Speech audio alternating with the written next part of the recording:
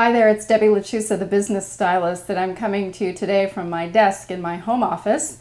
And I want to talk to you about this idea of the nuances of an ideal client. You know, ideal client is a relatively new concept. When I was in advertising, probably 20, 25 years ago, we used the concept of target market. And I remember thinking even at the time, it wasn't specific enough. There was one instance where I was a media buyer and I was doing a radio buy, and the target demographic we were using was adults aged 25 to 54. That was pretty much it. I remember thinking at the time, gee, both my father and I fall into this bucket, and our radio listening habits couldn't be more different. We were in totally different life stages. I was young, just married, launching a career, and he was, if he wasn't retired at the time, he was pretty close to it. His kids were all grown. I thought, this doesn't make a lot of sense to me, but that's the way it was back then. These days, if you're a service professional, and if you've studied any marketing, you've probably heard people talk about this concept of ideal client.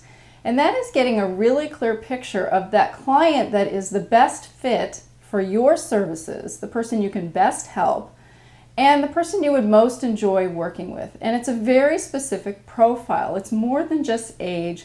It's more than just gender. It's even more than just income. It's a specific type of person with specific problems or desires that you believe you can address. But even when you have that very clear profile outlined, you can still miss the boat. I want to share a very specific example from my past that illustrates this. Years ago, I had a business called Six Figure Work at Home Mom. It's who I was. I had taken my career in marketing, moved to my home, and become a home-based marketing consultant. And I was fortunate enough to take that business to six figures. And I thought, there's got to be other moms out there, and I met a lot of them at my kids' sporting events, who were so frustrated that they missed out on their kids' lives because they were always working. And yet they needed their career. They needed to support their family or help support their family. So I thought, hey, let me teach other moms how to do what I've done. And I created this business. And I got out there and I started marketing and speaking to this audience that had children that wanted to make six figures working from home. And I started attracting a lot of women who were not my ideal client. A lot of women who were moms at home who wanted to make a little extra cash and who had a dream of making six figures. And a lot of them had dabbled in things like Avon and Mary Kay and other direct sales, or what I would call more traditional home-based businesses. They were not the career-focused women who were looking to take what they did in a job and transition it into their own business working from home.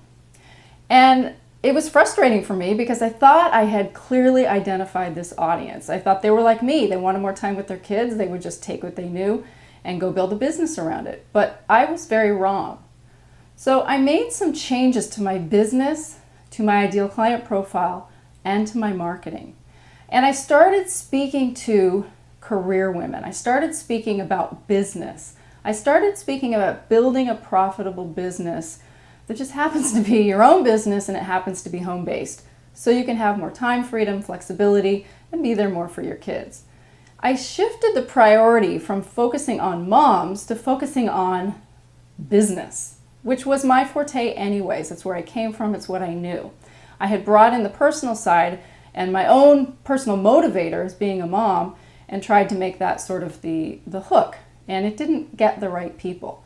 When I made this shift and I started talking about things in a different way and I created some different programs and services, an interesting thing happened.